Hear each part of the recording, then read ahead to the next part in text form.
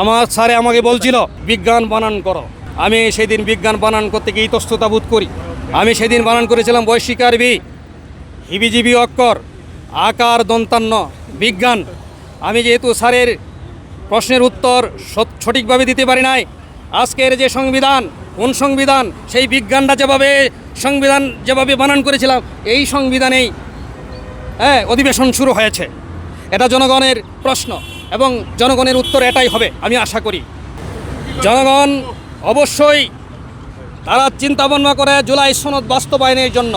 জনগণ আশা রাখে, যেহেতু শহীদ প্রেসিডেন্ট মেজর জিয়াউর রহমান উত্তরসূরি তারেক রহমানকে বিশ্বাস করে আস্থা রাখে, এই জন্য হয়তো তারা শহীদ প্রেসিডেন্ট জিয়াউর রহমানের উত্তরসূরি তারেক রহমানকে তারা বলছে বা তারা বলবে যে আপনি জুলাই সনদ বাস্তবায়ন করেন এবং জুলাই যোদ্ধাদের যারা হত্যা হয়েছে বিচার করেন। সেই আস্থা রাখে বিদায় তারা তাকে কঠিন প্রশ্ন তারা করে নাই।